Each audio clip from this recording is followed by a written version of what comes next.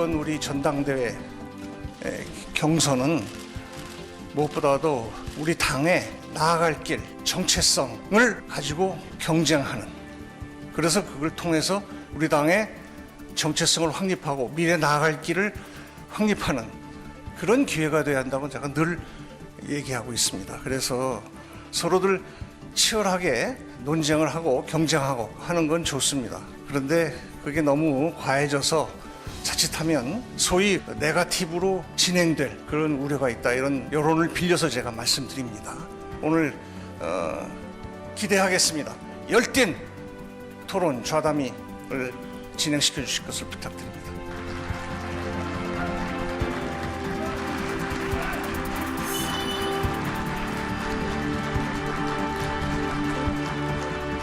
네, 감사합니다. 사회자의 공통 질문 순서입니다. 우리 당의 지지율이 계속해서 낮은 수준의 상태를 보이고 있습니다. 형식적인 통합만 있고 제대로 된 혁신이 없다는 지적이 많습니다.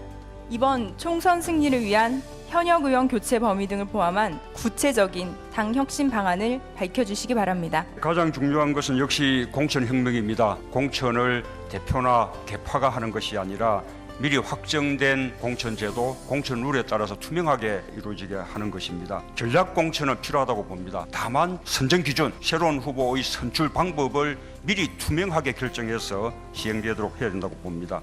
두 번째로 지역분권 정당화하는 것입니다.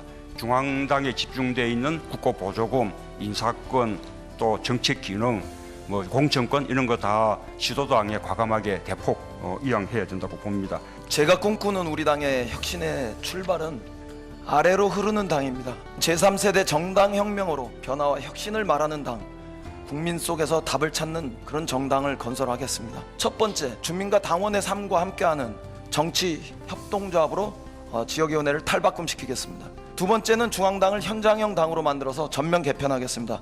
일하는 사람들의 정당으로 만들겠습니다. 선거정당을 민생정당으로 만드는 일이다, 이렇게 생각합니다. 세 번째는 민주정당 참모습을 되찾겠습니다.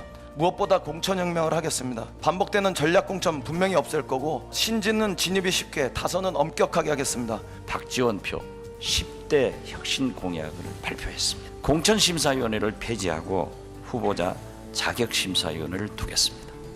유권자한테 충성해야지 밥을 없애겠다는 얘기입니다. 6개 전략지역, 영남 5곳, 강원도 국회의원 하나도 없습니다.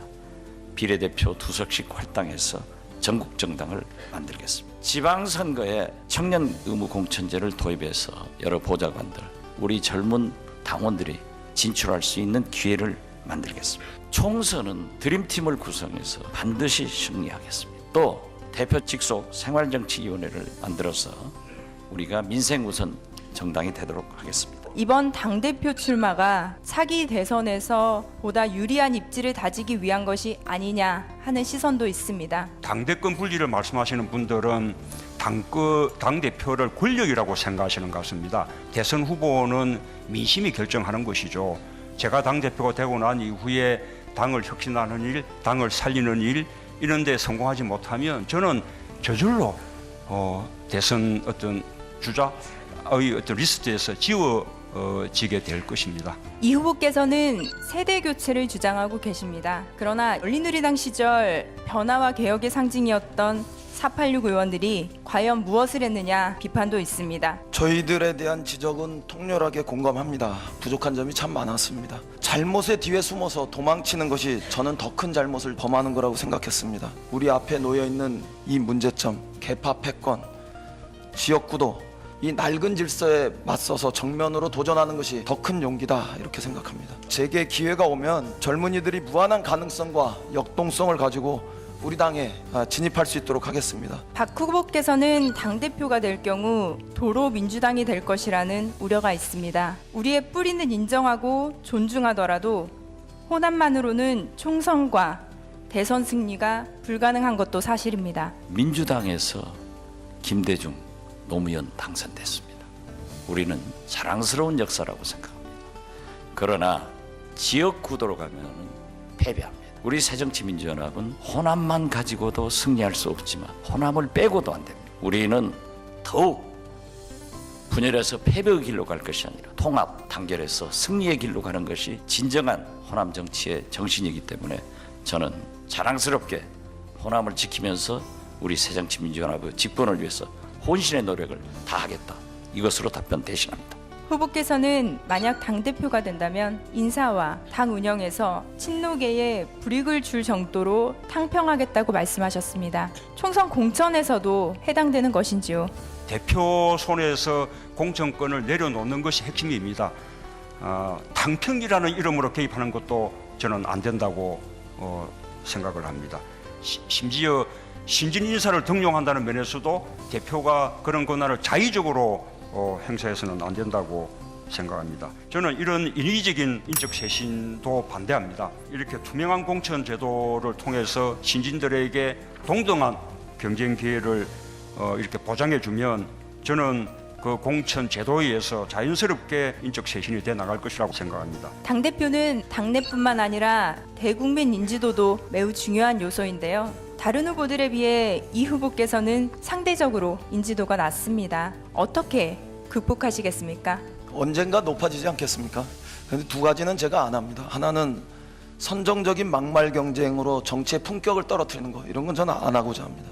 또 하나는 깜짝 쇼도 저 잘 안 합니다. 저는 좀 신념의 정치를 하고 싶습니다. 어렵더라도 그걸 통해서 꾸준히 가고 싶습니다. 제가 신념을 가지고 이번에 세대교체, 정치혁명, 정당혁명을 위해서 저를 던지고자 합니다. 인지도 높이기 위해서 전력을 다하겠습니다. 지난 6.4 지방선거에서 박 후보님의 지역구인 목포에서 무소속 시장이 당선된 바 있습니다. 이를 두고 지역구 공천도 실패하는데 총선을 맡길 수 있는가 하는 비판도 있는데요. 박 후보께서는 어떻게 생각하십니까? 깊이 반성하고 있습니다.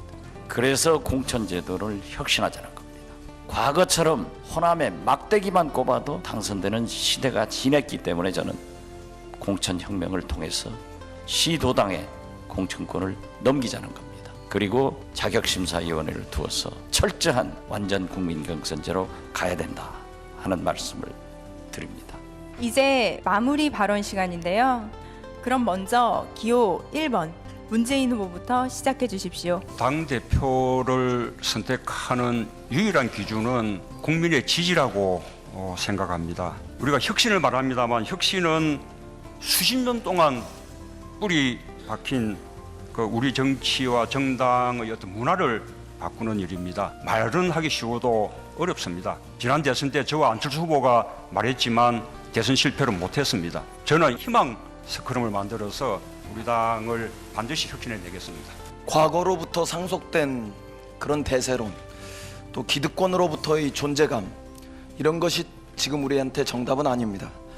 오직 미래로 가는 혁신감, 그리고 승리에 굶주린 절박감, 이것이 우리의 무기여야 된다, 이렇게 생각합니다. 계파와 지역을 다 녹이는 통로가 세대교체입니다. 그런 새로운 세대의 정치, 제3세대의 정치, 그 꿈을 여러분들과 나누고 함께하고 싶습니다. 우리 당이 인사청문회에서 총리, 검찰총장, 후보자들을 줄줄이 낙마시키면서 국민의 지지와 기대를 얼마나 받았습니까? 누가 남북 문제를 풀어낼 수 있습니까? 저는 그런 당을 다시 만들고 싶습니다. 집권이 목표입니다. 당권, 대권 분리만이 정권 교체의 길이라고 믿습니다. 강한 야당, 통합대표, 오케이, 박지원이 하겠습니다. 앞으로도 새 후보에게 많은 관심과 응원을 보내주시기 바랍니다. 이상으로 자담회를 마치겠습니다.